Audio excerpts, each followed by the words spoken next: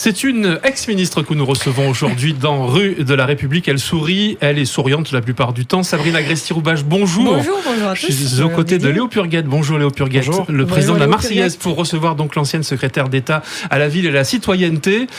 Vous êtes sorti de votre... Et au Marseille en grand. Et au Marseille en grand, évidemment. Ah ben tiens, c'est drôle. tiens, c'est drôle. ma première question, tiens, précisément. Il est pas Ça vous a deviné. fait sortir de votre réserve qui était assez momentanée, même si on reparlera en deuxième partie d'émission de ce que vous avez dit sur Marseille. La Cour régionale des comptes a étrillé littéralement le plan Marseille en grand. Je passe les qualificatifs, c'était indigent, pas assez vite, pas assez fort, pas assez loin. Qu'est-ce que vous pensez de tout ça? Oui. Alors, quand on veut instrumentaliser les choses, on ne pouvait pas mieux s'y prendre. Je rappelle à tout le monde que l'enquête, donc le travail de la Cour des comptes s'est arrêté en juillet 2023. J'ai été nommée en juillet 2023. Donc c'est un rapport Parce que ça n'allait pas super bien.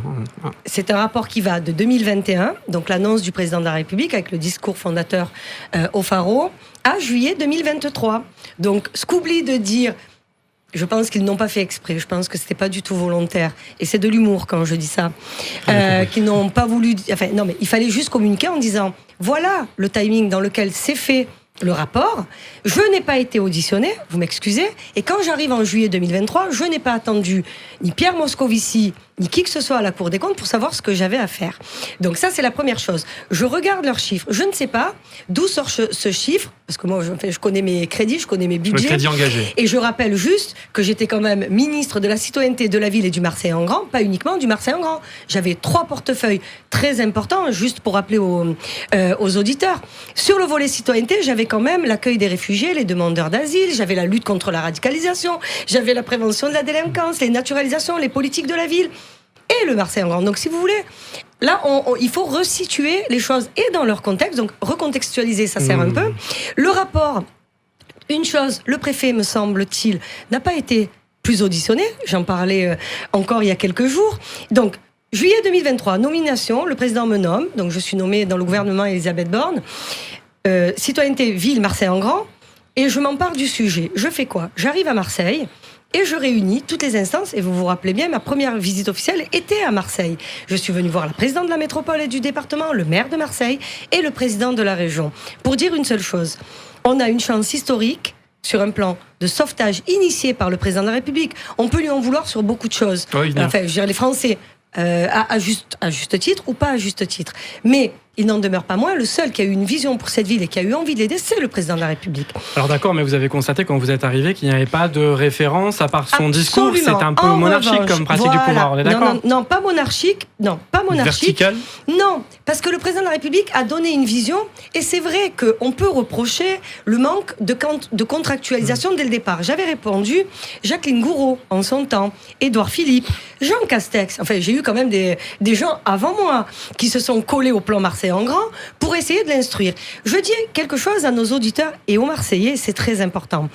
Quand Patrice Vergrit, le maire de Dunkerque à l'époque, qui est devenu après notre ministre du Logement et ministre des Transports, quand le président décide d'investir 3 milliards d'euros à Dunkerque sur des gigafactories, sur de grands projets structurants pour le territoire de Dunkerque, il n'a pas nommé de ministre pour s'en occuper. Les élus locaux suffisent à eux-mêmes.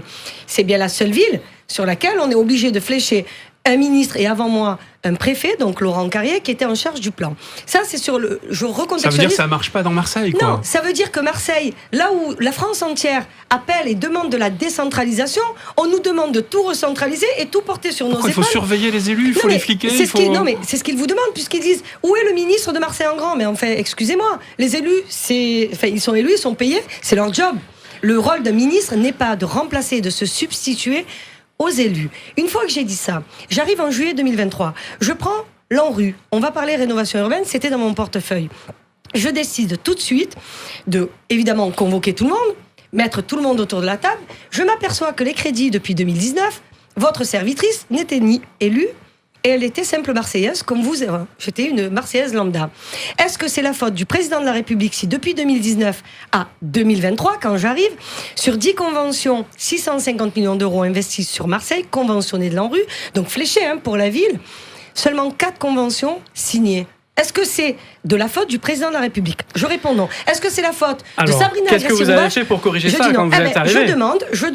Je vois Aurélie Couzy, la directrice générale d'Euroméditerranée, à qui j'en parle. Je voulais une filiale, et elle devrait voir le jour d'ici la fin de l'année, une filiale d'Euroméditerranée qui est une opération d'intérêt national pour que ces 10 quartiers, Frévalon, Herbel, les 10 quartiers que j'avais dans nos conventions, donc déjà conventionner l'argent. Ça veut dire quoi conventionner l'argent? Ça veut dire le sanctuariser. Éviter que cet argent reparte en 2026. Parce qu'il y a un délai de vie dans les crédits. Il y a un début, il y a un milieu, il y a une fin. Ils ne sont pas utilisés, ils repartent. Rappelez-vous ma une. Je viens siffler la fin de la récré. Je n'ai pas fait ça pour me faire plaisir. J'ai fait ça parce que j'ai... Ce que dit la Cour des comptes, c'est pour ça que je reviens. C'est que c'était la récré. Ben, vous voyez bien qu'il n'y avait pas tout qui marchait bien. Sans quoi il n'y aurait pas eu besoin de ministre de Marseille-en-Grand. Enfin, la réponse du président de la République répond à votre question. Il nomme une ministre marseillaise... Sabrina Agresti-Roubache, maintenant il n'y en a plus. Est-ce que ça signifie que le plan est fini? Non, pas du tout, puisque quand même... Est-ce que vous avez une crainte là-dessus? Pas du tout, parce que j'avais fait le travail, et là, j'avais fait le travail avec mon cabinet et avec toutes les institutions. Réunir tout le monde sur le GIP mobilité, par exemple, avec la présidente de la métropole et du département. Absolument. Pour que le milliard qu'il manquait, 500 millions d'euros en subvention, 500 millions d'euros en prêt bonifié par l'État, permette à Martine Vassal de terminer les 15 projets qu'elle avait initiés. La preuve, 7 d'entre eux seront livrés pour les Marseillais l'année prochaine, en 2025. Donc non, c'est pour ça que je dis, là je viens remettre les choses à leur place. On va revenir dans quelques instants. Je termine sur l'ANRU. Une fois que l'argent est conventionné et que cette filiale sera créée, Euroméditerranée étant une opération d'intérêt national, le préfet reprendra la main et instruira les dossiers. Donc voilà, c'était ça ma volonté. Et sur les écoles, après on pourra en parler. Alors justement, mais avant qu'on passe dans le détail et que sur les craintes de l'avenir du plan Marseille-en-Grand, je voudrais quand même qu'on reste un petit peu sur les responsabilités des uns et des autres, parce que le rapport, la Chambre régionale d'école, c'est rarement la lettre du Père Noël en général. On reçoit rarement des félicitations. Donc là, on a mis en cause un peu l'État. On a mis en cause beaucoup l'État. Beaucoup l'État, le département, la métropole, la ville. Tout le monde en prend pour son grade. Ça veut dire qu'à Marseille, on est incapable de faire avancer un dossier sans être justement sous la coupe de Paris. Vous avez regretté de ne pas avoir mis certaines compétences sous tutelle. Ben écoutez, moi je l'ai dit. La question s'était posée. Qu'est-ce que vous disent les Marseillais? Moi, vous savez... De là où je viens, et justement, ça peut expliquer aussi, bien sûr, heureusement que je suis en colère. Vous savez, les gens en colère, les gens qui laissent tout glisser, qui laissent tout passer, c'est des gens qui ne font rien. Moi, j'ai une chose pour moi, c'est que je suis une enfant des quartiers pauvres de Marseille. Un jour, j'accède à un poste de ministre pour aider ma ville. J'aide ma ville du mieux que je peux, autant que je l'aime. D'accord? Donc ça, c'est la chose, parce que j'ai entendu les commentaires. Mais bien sûr, mais vous savez, l'amour, la colère, la passion, enfin, il ne manquerait plus, comme dirait ma mère, qu'on s'en fiche. Je ne m'en fiche pas. C'est pour ça que je suis là et que je viens dire les choses comme elles doivent être dites. Donc, je dis pas ça, je dis juste que il y a une chance historique pour la ville d'avoir un plan de sauvetage sur des dossiers très important, les petits écoliers de Marseille. 188 écoles, 1 milliard d'euros investis. Est-ce que vous pensez que dans la République, de partout en France, nous faisons ça avec les écoles? Les écoles, ça dépend de la mairie. La situation était grave aussi. Merci. Je le sais, et c'est pour ça qu'on l'a fait, et c'est pour ça que le président de la République le fait. Et il ne le fait pas contre le maire, contre Martine Vassal ou contre Renaud Muselier, pas du tout. Et la réalité, donc, oui, je pense qu'il est temps, maintenant, plutôt que de réclamer une ministre ou un ministre pour instruire Marseille-en-Grand, j'appelle les élus locaux de manière très solennelle et de tout mon cœur à ce qu'ils travaillent ensemble et qu'ils continuent tout ce que j'ai initié en termes de comitologie, de tenir les réunions pour que les projets avancent. J'appelle à ce que les directeurs généraux, notamment celui de la Société des écoles, il est payé pour ça, c'est son job de sortir des écoles. C'est pas à la ministre et c'est pas au président de la République de venir bidouiller les appels d'offres. Donc encore une fois, tout le monde a un poste, tout le monde a son poste et a son office. Taper sur le président de la République et se servir de ce plan. Pour lui taper dessus, c'est trop facile. Il n'est pas là pour se défendre. Moi, je suis là pour le défendre parce que j'ai été nommé par le président de la République pour démarrer et instruire ce plan, l'initier, l'inscrire dans l'histoire de Marseille. Je l'ai fait jusqu'au bout. Et encore une fois, je vous réponds, quiconque peut penser que c'est terminé. Vous parlez d'instrumentalisation de la part de la Cour des comptes. Si on comprend, les crédits vont quand même être maintenus. Donc, quelle est la fin de cette instrumentalisation? Quel est son but? Non, je ne sais pas. Qu'est-ce que vous pensez derrière ça? Moi, ce que je crois, c'est que la Cour des comptes, la manière dont ils ont instruit les choses, en faisant une conférence de presse, en faisant fuiter, vous m'excusez, j'ai retrouvé je suis ministre de Marseille-en-Grand. Le pré-rapport, la lettre d'observation en tout cas, a fuité dans la presse. Je ne dis pas que c'est eux, mais ce que je veux vous dire, c'est que nous, la classe politique, et là je parle de tout le monde, vous imaginez que Benoît Payan, Martine Vassal, Renaud Muselier n'avaient pas eu le pré-rapport. Là, vous, les journalistes, vous l'aviez eu. Je dis juste que c'est trop facile d'attaquer, d'être dans son bureau, de faire des petits calculs, des tableaux Excel, et après venir expliquer. Vous savez, il faut mettre les mains dans le cambouis. Il faut faire des concertations avec les habitants à Herbel, à Frévalon. Il faut venir voir la vraie vie des gens. La vraie vie des gens, c'est pas un tableau Excel. Alors vous citez les élus locaux, leur entourage proche, notamment je pense à Romain Cimerano qui est venu sur ce plateau et qui a été quand même assez sévère sur le plan Marseille-en-Grand en disant que c'était une occasion ratée. Est-ce que vous êtes d'accord avec ça ? Pour la droite de Muselier. Oui, Renaud Muselier avec lequel je suis élu, absolument, et avec qui nous avons fait une alliance pour 2021. Une sympathie. Absolument, et que je lui renouvelle, et j'en profite de votre micro. Soit, ça, comment vous expliquer qu'il ne faut pas avoir travaillé sur ce plan pour penser que quoi que ce soit déjà raté. C'est un début. On parle d'un projet sur 25 ans pour sauver Marseille. Vous le disiez vous-même, Marseille a 25 ans de retard. Vous pensiez qu'en 2 ans, le président de la République allait construire 188 écoles, faire 15 métros, construire 3 hôpitaux, enfin, soyons réalistes, et faire une rénovation urbaine qui concerne 10 quartiers très dégradés de Marseille. On pensait vraiment que le président de la République avait cette faculté, avait une baguette magique. Où sont les élus locaux ? Moi, pendant ma campagne, et je vais vous répondre une chose, mais très cash, comme je sais le faire. Pendant la campagne, voilà ce qui m'a été reproché. Pourquoi vous n'avez pas mis Marseille sous tutelle ? Voilà, c'est pour ça que hier, je le disais encore dans le point. Les gens vous demandent, mais c'est pas possible en fait. Nous, on entend parler de milliards et on voit pas la traduction dans nos vies. Alors, la rénovation urbaine, la construction des écoles, la construction des routes, ce sont des visions à très long terme. Donc, non, évidemment que Marseille-en-Grand n'est pas une occasion ratée. Il y a du temps qui a été perdu. Et ça, la Cour des comptes a eu raison de le pointer. Encore une fois, je n'attaque pas la Cour des comptes, je dis juste que je veux un débat loyal.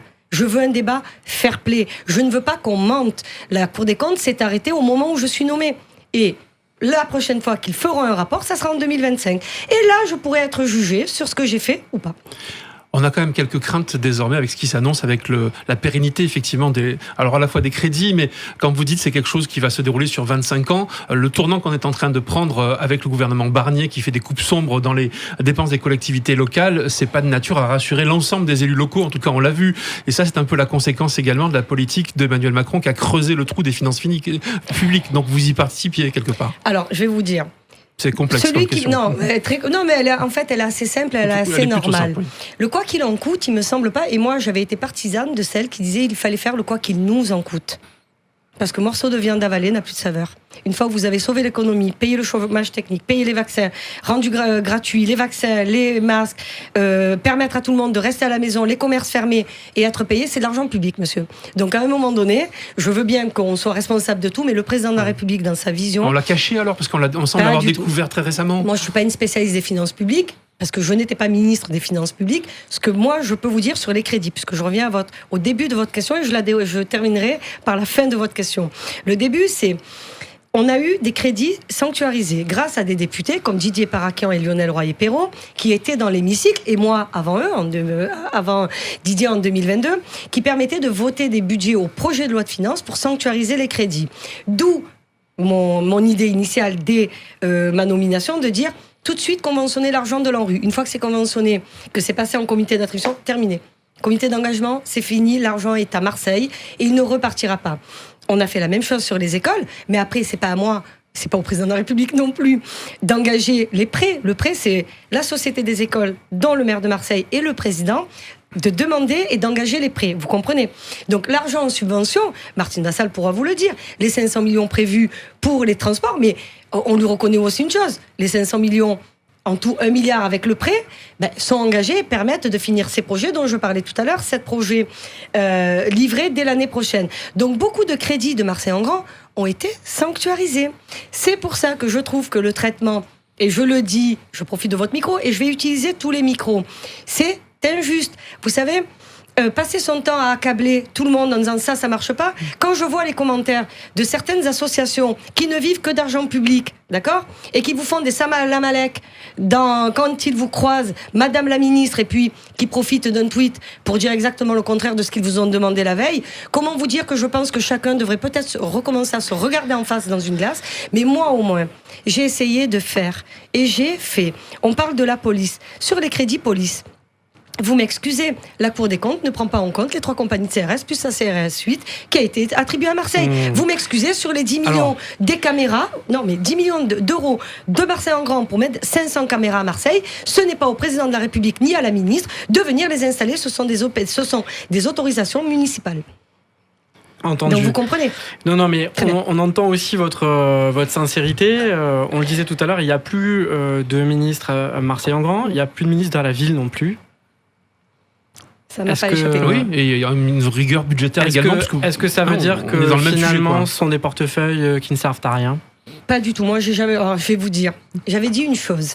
Je pensais qu'il fallait, à un moment donné, et tous les élus locaux étaient d'accord avec moi dès mon arrivée, j'appelais à une mobilisation beaucoup plus grande du droit commun sur les quartiers prioritaires.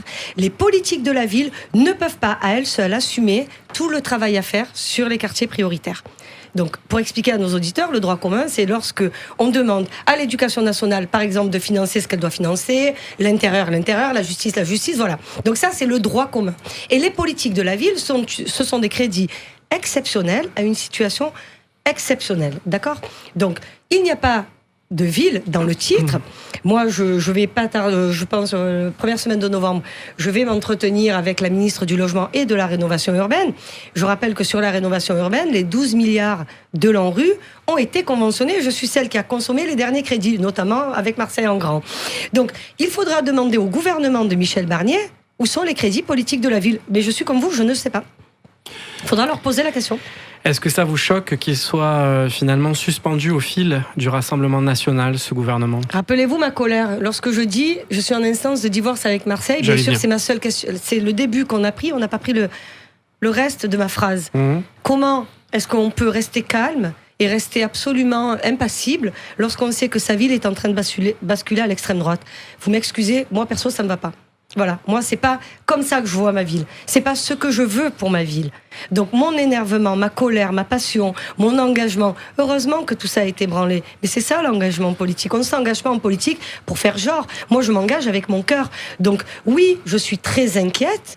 Et je rappelle que dans ce gouvernement, les mêmes qui me tapaient dessus, parce que vous savez, c'est toujours plus facile de taper sur un Marseillais que sur n'importe qui d'autre. J'étais la seule Marseillaise du gouvernement, et comment vous dire que c'était simple de me taper dessus. Mais encore une fois, toute cette aile gauche qui se prétendait de l'aile gauche, et qui est dans ce gouvernement, et qui sont eux-mêmes, bien sûr que le Rassemblement national tient, pour l'instant, les cordes. Vous le voyez, mais enfin, moi je ne vais pas venir vous raconter quelque chose qui est faux. Et pourtant, Emmanuel Macron a été élu 2 fois pour faire barrage au Front National, et c'est sous son administration, j'allais dire règne, mais c'est très très maladroit, évidemment, qu'il n'aurait pas du tout, il n'aurait pas aimé que le Rassemblement national n'a jamais été aussi fort finalement, et vous avez été y compris balayé à Marseille. Quoi. Je vais vous dire, le bloc central complètement balayé. Je rappelle que je m'étais retirée le soir même, j'ai été la première. Vous avez été exemplaire sur ce côté-là. Merci beaucoup. D'autres du côté de Aix, mais sur le fond, alors sur le fond. Et juste une chose, c'est le macronisme qui a... ils porteront tous ceux qui ont laissé passer des candidats d'extrême droite porteront à vie les stigmates du déshonneur. Voilà ce que je leur dis. Parce que lorsqu'on fait un procès à quelqu'un qui s'appelle Sabrina Roubache, qui est d'origine algérienne, sur qui on tape toute la journée, d'accord, toute la journée, et après on fait le contraire de ce qu'on est censé porter, ils porteront à vie les stigmates du déshonneur. Mais sur la responsabilité d'Emmanuel Macron dans la montée du Rassemblement national, alors ? C'est peut-être un des raccourcis, tout ça. Non, c'est un raccourci. Peut-être, mais les faits sont là quand même. Les oppositions, vous savez, regardez maintenant, tout le monde est dans l'opposition sans l'être. Vous voyez bien que 3 blocs, vous ne savez plus qui est dans la majorité ou pas. Je pense que évidemment que nous avons raté des choses. Je l'avais dit très tôt. Attention, rappelez-vous, je l'avais dit sur votre plateau, à votre micro. Oui. Je m'inquiétais beaucoup des travailleurs pauvres. Je disais que tant qu'on ne s'occupait pas de ces travailleurs qui ne s'en sortaient pas, on ferait monter mécaniquement l'extrême droite. D'un autre côté, je m'inquiète très profondément. Et ça, peut-être que nous n'avons pas su le voir de toute évidence. De toute évidence. Maintenant, le vote pour l'extrême droite n'est plus seulement un vote contestataire. Il commence à y avoir un vote idéologique. D'adhésion. D'où mon inquiétude et d'où ma colère. Alors, cette colère-là, elle a suscité des réactions, beaucoup de réactions. Elle en a suscité une sur notre plateau, c'était celle du maire de Marseille qui vous disait que finalement l'amertume était mauvaise conseillère. Est-ce que vous avez entendu ce message ? Est-ce que finalement vous êtes en réconciliation avec Marseille ? Non, mais je suis toujours... Je ne me suis jamais fâchée. Quand être en colère, c'est pas fâché contre Marseille. Je réponds au maire de Marseille. C'est pas de l'amertume. Il a confondu amertume et colère. Donc je l'invite à aller dans le Larousse et regarder la différence entre les deux. Déjà, la colère, c'est pas l'amertume. Je ne suis pas amère. Trop jeune en politique. Vous savez, j'ai été élue conseillère régionale en 2021, députée en 2022, ministre en 2023 et battue en 2024. Vous voyez, il faut jamais oublier dans les parcours les défaites. Ben oui, ça fait. Non, mais ça vous construit quelqu'un en politique. Donc c'est pas de l'amertume, c'est de la colère. Mais je pense que on doit collectivement prendre conscience que ce qui est en train de se passer n'est pas anodin, ce n'est pas normal. Et penser que juste parce que j'ai émis une émotion, c'est une émotion, hein, on s'engage avec son cœur. En tout cas, moi, je parle de mon cas personnel. Donc, pour une fois... Quand on trouve, vous savez, on reproche souvent aux politiques de pas être sincères, de pas dire les choses. Moi, on me reproche exactement le contraire. On me dit. Alors que dit votre cœur pour 2026 ? Mais qui peut imaginer une seconde qu'une défaite aux législatives, dans le contexte que nous connaissions, attention, une vague d'extrême droite, d'accord, qui a tout balayé sur son passage. Vous savez, vous parlez de Marseille, regardez les Alpes-Maritimes, le Var, le Vaucluse. Enfin, je vous invite à regarder quand même ce qui s'est passé globalement. Et parce que nous avons fait le Front républicain, votre servitrice qui l'a démarré, qui l'a initié dès le soir du premier tour, je pense sincèrement que beaucoup se trompent sur mélanger les sentiments. La colère ne dit pas abandon. D'accord ? Je me suis toujours engagée pour Marseille et j'ai pas attendu de faire de la politique. Je me suis toujours, d'une manière ou d'une autre, engagée pour Marseille. Donc ils vont devoir, tous ceux qui sont très contents de se dire, je sais, parce que j'avais entendu les commentaires, penser que la défaite de juin faisait en sorte qu'en procédant par élimination, je ne serai plus dans le jeu. Je leur dis à votre micro, ils ne savent pas calculer et ils ont peut-être oublié leurs propres échecs à eux. Parce que des défaites et des échecs, ils en ont eu. Et aussi autre chose. Vous savez, je suis une enfant de Marseille comme des milliers, des centaines de milliers d'autres. C'est nous qui allons leur demander des comptes à ceux qui sont là depuis 40 ans. C'est pas le contraire. Conclusion extrêmement claire de Sabrina Agresti-Roubache. Merci Madame la Ministre d'avoir été en notre compagnie, en compagnie de Léo Purguette, encore une fois ce dimanche. Excellente journée à vous tous et merci. À tous.